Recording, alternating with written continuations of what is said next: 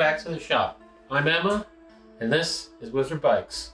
I'm a full-time custom frame builder here on Vancouver Island, and this is my first time back in the shop in almost a month. Yeah, almost a month. I had gender-affirming surgery at the end of last month, and I've just been at home recovering. In last week's video, I asked you all what you want to know about Wizard Bikes, about me, and all that kind of stuff. So let's work through those questions, and then I've also got some frames to unbox, face and chase and photograph.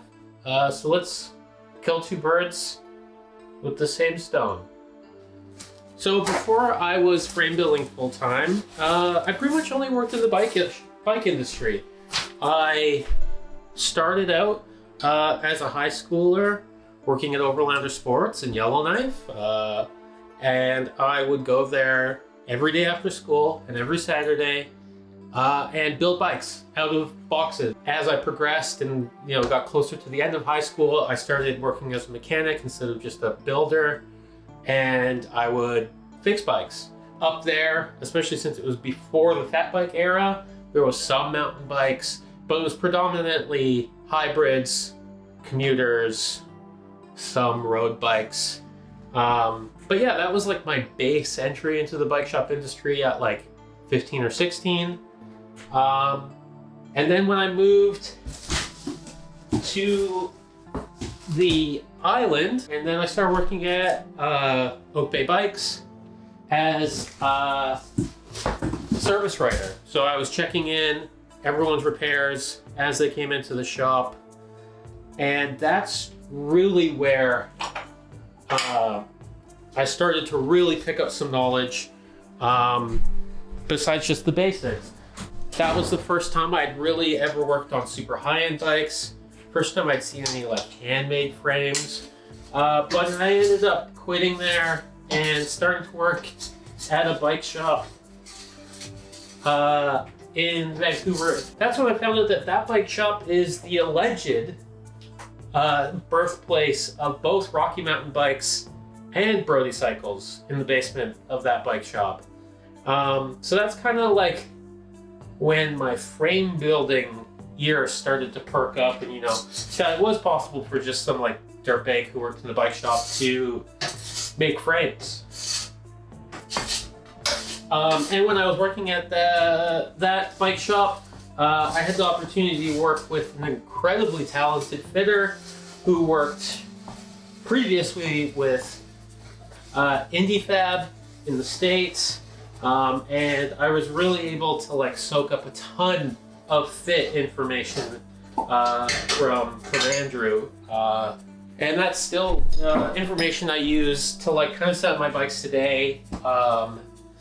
Even then, he was putting straight C posts on a lot of road bikes and gravel bikes, starting to like kind of push the geometry forward to like what's kind of stock geometry now, but he was like really on the forefront of that, and you can see that directly translate into like the geometry of my drop bar bikes as well. The only reason I left that shop is to move back to the island, and back on the island I started working at Broad Street Cycles, where I still put in a few hours every now and again, and that's really where my frame building journey started. One of the other mechanics there, Matt, had a homemade frame jig and a brazing setup and a little tubing notcher in the basement of the bike shop, and that's when I got to build my first frame. The lead up to me building my first frame was about a year long, between deciding I was going to build a frame and then actually cutting my first tube. I got really excited. When I found out that I could build a frame, I knew I was going to build a mountain bike, so I went on to Nova Frame Supplies, which doesn't exist anymore, and they actually sold Columbus tube kits for mountain bikes. That was like a chainstay, a seat tube, a down tube, and a top tube. And I just ordered one of those, because I really didn't know enough about tubing selection to pick it out, nor did I really know who to ask at the time. So I just blasted that order off and then waited for my next paycheck, and then I blasted off an order to get like a Paragon bottom bracket, head tube, and then some sliding dropouts. And the reason I got the sliding dropouts is because I couldn't for the life of me figure out an easy or cheap way to set up a disc brake mount, whereas the sliding dropouts, they got the disc brake mount built right into them. I was super nervous to start actually cutting tubes because it was like the tube set wasn't cheap. I had to order it from America. The Paragon parts definitely weren't cheap. It's also like one of those things that I was working 8 to 10 hours a day in a bike shop already, so to go into the dungy basement of the bike shop to continue working on my own personal projects when I could be riding was kind of like, it was hard to commit to, I guess. Even though I wanted to do it so bad, it was like, it was a hard, scary thing, so it was easy to kind of back burner it. But once COVID started ramping up and showing up in Canada, I used that as an opportunity to take some time off because the bike shop was starting to get slow. So I took a week off from the bike shop, and then had two goals. I wanted to build a new trail, top to bottom, and I wanted to build my frame. And I came really close to accomplishing both. My frame was like 90% done at the end of that week, and then so was the trail. The trail was rideable, but you know, not perfect, much like the frame. So I spent that whole week working on that bike, Googling stuff frantically as I was like coming into issues. Like, I knew that I had to put the flux on before I tacked and before I did like the tinning pass, but then I was like really stressed out because I was like, do I have to soak this off and reapply it? And then I put it in a bucket of cold water and it wasn't coming off. So I was just on my phone, constantly Googling stuff, hoping to come up with useful answers, pretty much all throughout the process of building this bike. But I eventually got it done. And I'm actually really happy that I took notes from every day that week and the following couple days after work to finish that bike of what I did in a day, how long it took me to kind of see how long it took me. Because I wasn't sure if this was something that I wanted to do full time at that time, but it was something that I knew I wanted to do again and at least build a couple frames for my friends and stuff like that. So I wanted to kind of track it. So I knew when I built my next frame, how long that was going to take me and see what kind of improvements I could make. And then once I got that build done, I took that first frame to that trail that I built on that week and just rode laps of it all day. And that feeling of riding my first frame that I built on a trail that I built was incredible. And I don't think anything has topped that in the world of Wizard. I've built myself a bunch of frames now, and they all have first rides, and they're all special, but that first frame that I built on a trail that I built, that was magical. That was really a really cool experience. So after I built that first frame for myself, I rode it until it broke. I think that frame lasted 800 kilometers of trail riding, which was, 6 or 7 months at that time. And because I was working in the bike shop full time, that bike was with me every day. It ended up becoming the bike I rode to and from work most days, just because I was either riding before or after work. So a lot of people saw it, both industry people and then also customers of the bike shop, because it was just around. And through that, I had a few friends ask me if I would build them bikes. Like, one thing that I've noticed, at least from like reading online, is like a lot of frame builders, their struggle with getting more frames built, and like the learning experiences that you get from building a bunch of frames is like getting to build bikes for people who are like willing to ride possibly a shitty frame or a frame that might break or something like that. Whereas like with me, with the bike industry friends, is it's like they were just stoked to ride something cool, and they had parts laying around, or they had other bikes that they could steal parts off of to build the bike up. So I was really lucky that way.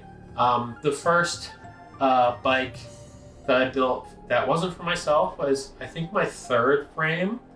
I went to my friend Parker, who's now had 6 Wizards, maybe 5 or 6 Wizards. And he's become my unofficial test rider because he rides so damn much, like tens of thousands of kilometers a year. So I built him the first bike that wasn't for myself.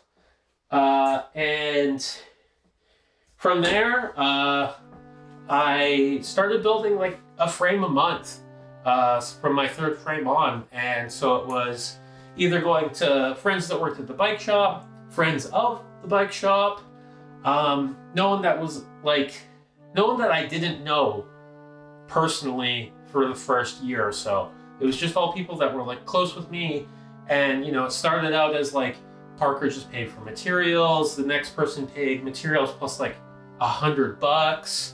And I just like, as my skills built, I started to build up the price. It's been like a slow progression to that price as my skills have built, as my finished quality is built, like all of that kind of like compounding over the last 5 and a bit years.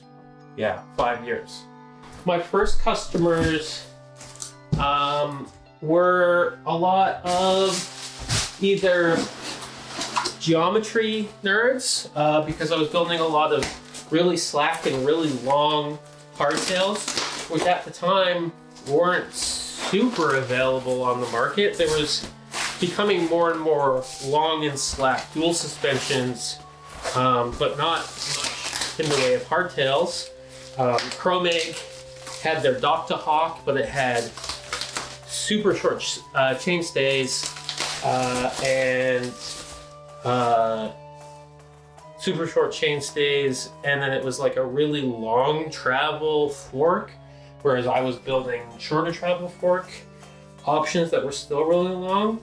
So I think my first customers that weren't friends and weren't like from the industry were definitely people that were looking for weird geometry, or people who wanted, just like a handmade bike from someone on the island. And now the people that seem to be buying my bikes are bike packers. I get a lot of like ultra distance riders. The bike packing and ultra distance market is just like a bigger one. So it's like, even though every frame builder seemingly is building a lot of these bikes, it's like kind of what everyone's riding right now. And I'm happy with that. Like, I love like frame sets, like frames and forks together, and then if I can build some racks for it, I'm even happier. Like, I really, really, really love building racks. So every time a customer wants like a frame with a rack or a frame and fork with a rack or two, I get really, really stoked. Like, a lot of frame builders say to stay away from because it's so time consuming and the margins are terrible, but it's something that I love, and I think I'll always offer, even if it becomes even more financially irresponsible. It is like, it's such a creative outlet for me, and it's really fun to see like what I can bring together for a rack. Speaking of rack making, a question I get a lot, and I also got in this comment, is what tube bender I use for rack making. And I use this Imperial tube bender. It's the first tube bender that I bought, and it's built every rack that I've built. So it's seen a boatload of bends, because if you've seen my racks before, you know there's very few straight lines in them. So this thing is great. I think it was like $75 Canadian when I bought it. I'll link in the description the exact model number because I don't know it off the top of my head, but it does 1/4 inch, 3/8, and 1/2 inch. And yeah, it's just like a really solid tool. I've added some notes to it for myself of distance to bends, so that when I'm trying to replicate like left and right side of a rack, I know I've marked on here for 3/4 inch bends where the bend actually starts. And then I've also filed some flats into it just so that I can easily put in my vise, so I can work a little bit quicker in the vise. All of my racks are built out of stainless steel tubing, mostly out of 3/8 by 0.35, which is like 10 millimeters by 0.9 millimeter. This is what like the vast majority of my racks are made out of. And then for detailed pieces or smaller racks, I'll use a little bit of 1/4 inch by 0.35. Yeah, and I find this stuff is super sturdy as long as you build it with, 4 mounts on the frame or fork. You shouldn't have any issues with this kind of tubing. And then with this bender, I don't get any crimpling or any like kinks in the bends, and I can bend them over 90 degrees, which is super nice. And then to get the racks to mount to the frames, I have these laser cut parts that I designed. So these ones here are for 3/8 tubing, and they just slip right into the end. They're already mitered essentially. And then these top ones are for 1/4 inch tubing. And then for the 3/8, I've got M5 and M6. And then these are just M6 uncut, like tombstones. These are all for sale on my website, if you ever need some. I did not go to school for welding or anything like that. I did go to a trades-based high school. It was like a high school prepping people to get ready to go work at the diamond mines in the Northwest Territories. So I was in the welding program and the small engine mechanics program. But in the welding program, we just did like a ton of stick and MIG and like a bit of gas, and then like plasma torch, gas welding. It was all like heavy duty stuff. It was like getting ready to like weld plates into dump trucks and fix excavators and stuff like that. So even though I was working with metal every day, which was cool, it wasn't really skills that ended up transferring super well into frame building, besides just like the general knowledge of steel, I guess. I do have a TIG welder down here that I'm trying to teach myself how to use, somewhat unsuccessfully. But that's one of those skills that I really want to hone in on this year, because I've already had it for a year and I still can't weld thin gauge tubing yet. I've always wanted Wizard to be more than just a frame building company. I've wanted it to like kind of stretch its tendrils past frame building and reach into, the fantasy realm, the hiking and fishing realm, and be like a little bit, I don't know if mainstream's the right word, but like not just a frame building company. Like one of my biggest inspirations from a brand is Cult Bikes, Cult BMX. Like their imagery is so cool. Their merch is so good. Obviously their bikes are amazing too, but they've started over the last, 3 or 4 years, maybe even a bit longer. You start to see their clothing showing up on people who don't just ride BMX. Like they haven't made like full mainstream thrasher levels of popularity yet, but you start to see more and more people wearing their stuff just because it's cool. It's got cool aesthetics, it's got a cool message, and that's something that I really want to bring Wizard towards. And I think with the slingshots and the bags and then the merch that Ape has been designing, that Wizard is starting to like reach out past just frame building. And then for bike inspiration, I think my two biggest inspirations are easy to see on my bikes. Number one being the Curve Cycles. in Vancouver, like one of the original Canadian frame builders, and he's been doing the segmented 5-piece seat stays forever. His are truly works of art with the bilam and the pierced strut. Like his are so beautiful, and I just do like a really simplified version of that.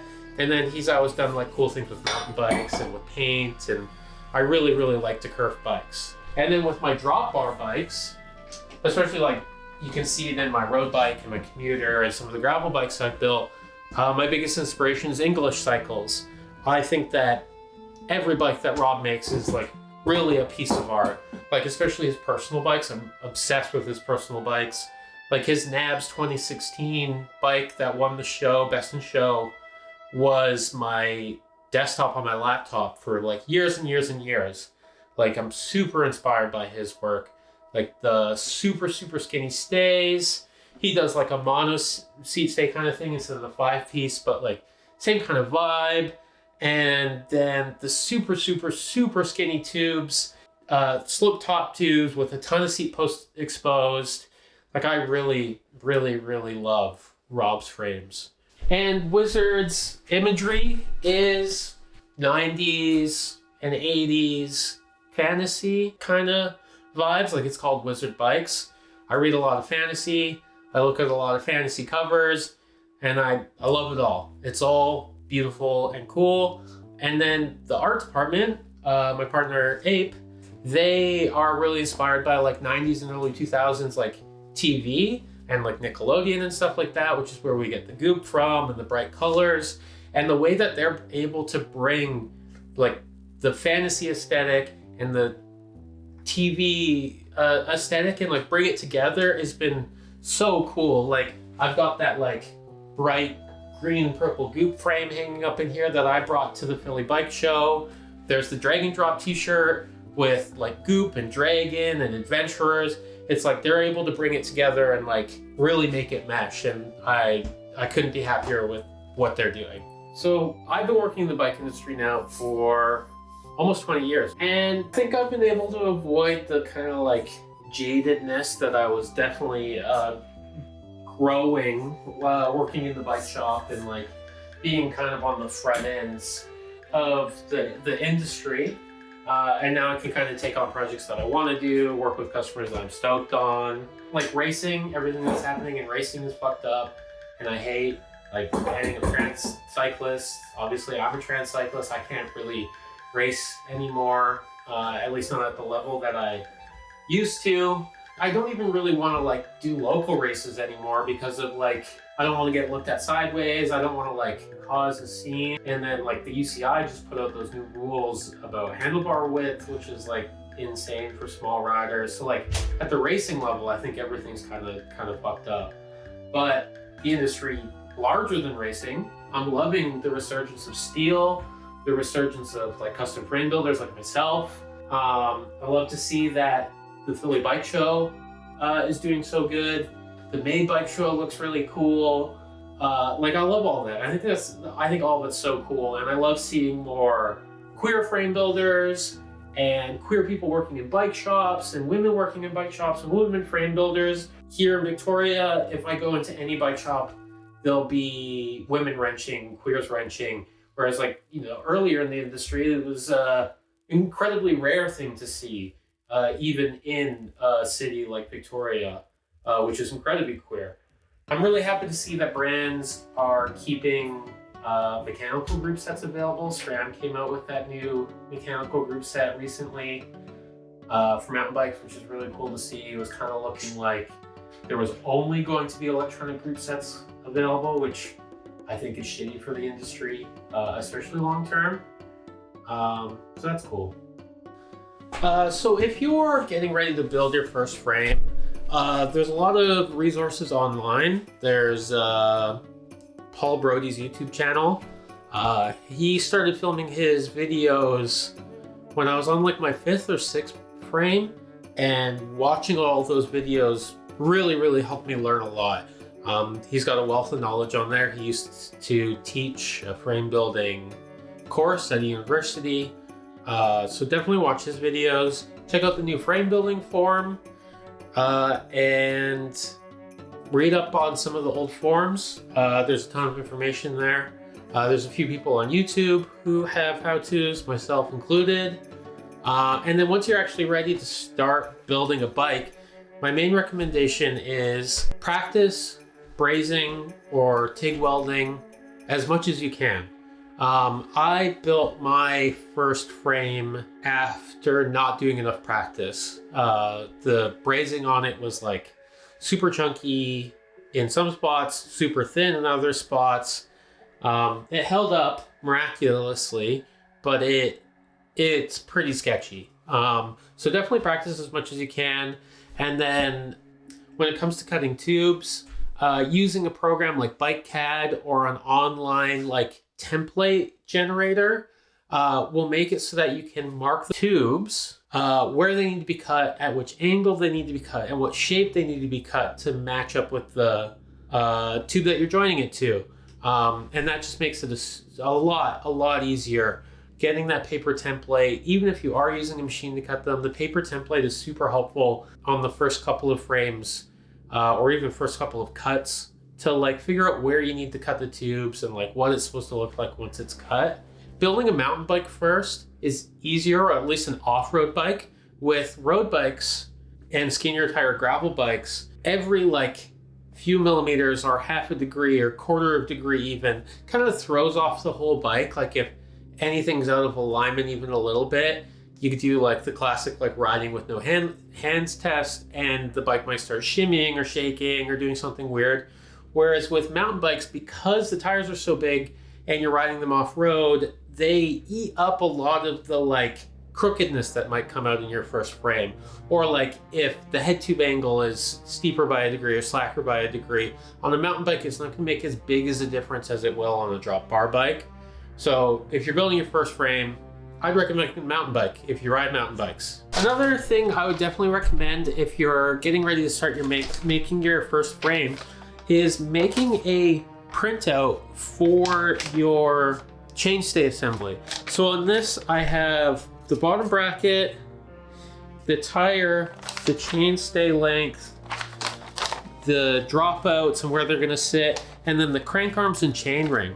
So with this, I lay this on my bench, and then I can mark where I need to dimple the chainstays or bend the chainstays to fit around the tire and the chain ring and the crank ends. I do this for like every bike that I build still to this day. It makes it so much easier to figure out where you need to position the chainstays, if the chainstays you have are even gonna work, if you wanna go with a double bend or a single bend, or if you're gonna make your own.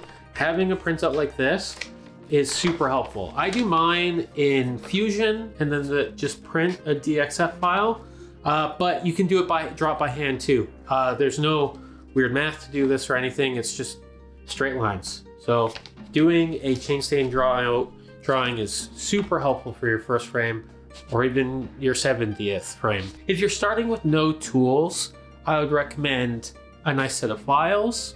One of my first frame building specific purchases was this set of nice files. I bought these off of the Snap-on truck, but you can get more affordable options as well. So I have these big files and then a whole kit of these small files.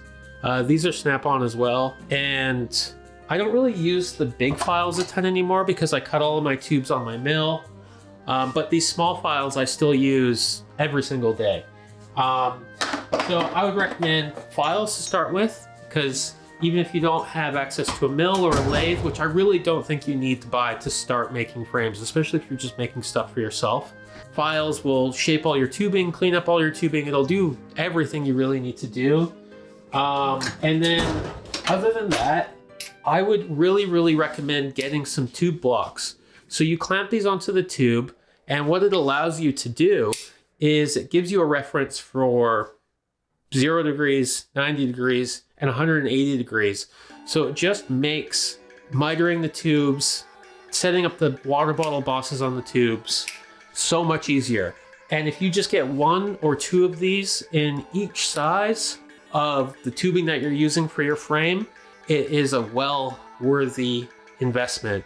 I started with just enough to make a frame, and then over the years, I have been building up my collection to what it is now, where I can build up a couple of frames and a couple of forks at the same time without having to worry about it. Another thing that would be worth getting for your first frame is a set of tube blocks that are specific for tapered stays. So I use these when I'm cutting my chain stays.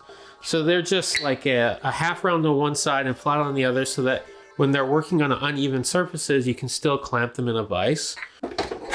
So with those tools, the tube blocks, the files, and then the chainstay grabber, you'll have everything that you need to shape the tubes, to cut the tubes. For putting the bike together, I would grab or make a dummy axle.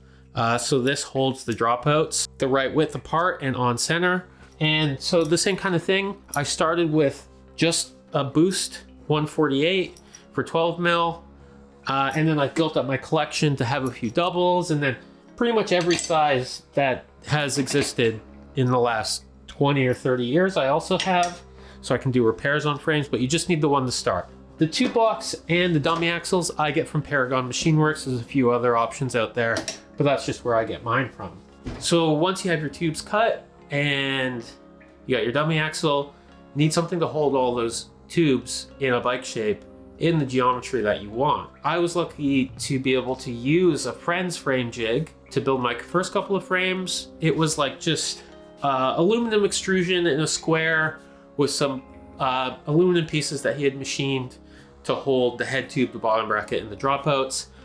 It worked pretty well. It was a bit small for the mountain bikes that I was building, so I'd have to build the front triangle and then slide the whole frame forward to do the rear triangle because the jig was just too small. And then I built myself a frame jig similar to the Cobra idea, where the head tube stays at 90 degrees to the base of the jig. It was suggested to me by someone who I talked to online, and it's based off of the Black Sheep Cycles frame jigs. And I think it cost me like $800 to build, and I used it for like 10, 15, maybe even more frames. So getting a frame jig is definitely the hardest part and the biggest investment. If you can find one used, or you can make one. So now we've got tubes cut, we've got tubes held in a bike shape. Next step is how you're gonna put it together. I went with brazing for 3 reasons. One, it's what my friend Matt had in the basement already, so it was there ready to use. 2, it's a lot easier to learn how to braze than it is how to TIG weld. And 3, when I was getting ready to buy my own stuff, it's way cheaper. Like, I bought the nicest torch you can get, and I've got tank rentals, and I've got regulators, and it's still cheaper than a half decent TIG welding machine. The first torch that I bought myself was this Mako Midge. It's an incredibly small and lightweight torch. It works super well. I used it for a ton of frames. It kind of sounds like a really small camp stove, like the really loud ones. So I ended up replacing it with a Smith torch, which is a lot quieter and just a little bit bigger than this. But yeah, like, I think that this Mako Midge is like a $200 torch, like super affordable, relatively. Those are like super base level what you'll need. You also need like access to a bench vise of some sort to hold everything while you're filing, and like a digital angle finder is super helpful. This thing from like KMS Tools, it was probably like 20-30 bucks. I'm hard on calipers, so I just actually use like a plastic caliper for measuring things out, because it's like a few bucks and I can smash it and break it and not feel bad. And a meter stick. I use this thing all the time when I'm marking out tube butt lengths, handlebar widths. It's all on the meter stick. And I think lastly is like a computer program to like design your bike in. There's the free version of BikeCAD, which I think you can actually download now rather than just... And BikeCAD is so helpful. It's incredibly easy to use compared to like any other 3D modeling software. It's bike specific, so it's really easy to set up like reach, stack, chainstay length, bottom bracket drop, like everything you'll want to know for a bike. It's all in there. After you get your bike built, you'll need to like face and chase and get everything to like bearing spec. Definitely don't buy those tools until you absolutely have to. They're all incredibly expensive. I have a good collection of facing and chasing tools now, since I do it full time, but it's definitely something that like, if you're just building a couple of bikes, just pay a bike shop $20 to $50 to face it and chase it for you. It's so much easier than buying the real actual tools. A lot of people jump right into buying like a annealing mill or a lathe or something like that when they start building frames, and I really don't think you need to do that. I have just my like $2,000 benchtop drill mill set up, and I miter all of my tubes on that, and it's more than enough for doing that. If you live somewhere where there's like plentiful used mills and lathes, if it's in your budget, grab it. But if you're just starting out, you definitely don't need it. Hole saws. If you start cutting tubing on a mill, you'll end up with like a big collection of hole saws. I really like the Milwaukee hole dozer hole saws. This is what I cut pretty much all of my tubes with. I have a huge collection of these in every size imaginable, and then I keep spares of my hole saws in the super common sizes. And one thing that's super important is getting a tap for your hole saws.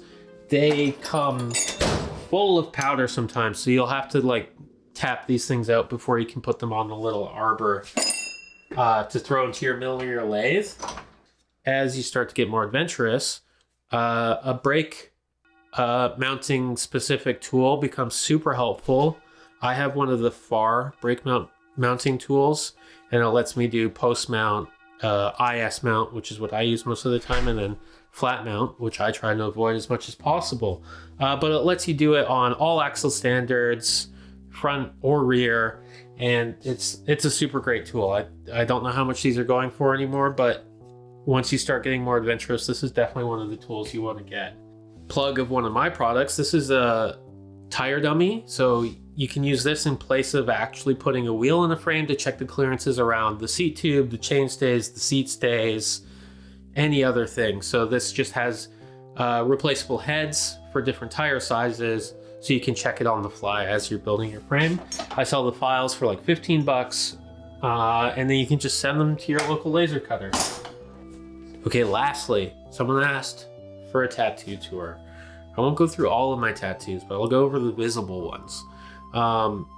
You may be able to guess by everything about me, but I am a elder emo. When I was in high school, it was like the peak of emo and scene kid lifestyle, and I was all about it. So I have the nautical star, I've got brass knuckles, I've got those diamonds, I've got a band tattoo.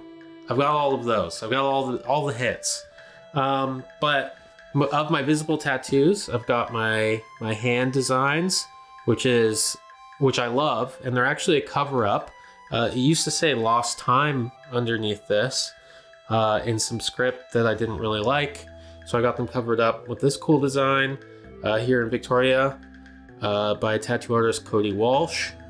I've got on this arm, I've got this cool wizard, which is based off of a Skinner drawing, and a tattoo artist here in Victoria, Vic Lee, recently just filled this cool wizard in for me. This is like my original big tattoo. This is based off of the Alexis on Fire Watch Out album art. So we got, zombies zombies. This lady's turning into a zombie. Watch out. And then I've got my chest dagger. This is by my favorite tattoo artist, Leanne Thief, in Vancouver. And I think that's my most visible ones. I have some on my leg that I really like. I've got a fish jumping out of water on this leg. I've got praying hands on this leg. And then I've got another Leanne Thief on my calf. So this calf tattoo is actually a cover-up of one of my shitty scene kid tattoos. I had 3 diamonds back here, but I love this cover-up. And then this rad tattoo is my only color tattoo and will only ever be my only color tattoo. Thank you to everyone that asked questions in the last video. You're probably all sick of listening to me talk about myself and Wizard by now. So I think that's it. If you have any other questions, drop them in the comments and I will get to them in the next couple of videos most likely. Thanks for watching. Check out my Patreon for video photos of all these bikes that we were unboxing today. And we'll see you next week. Bye!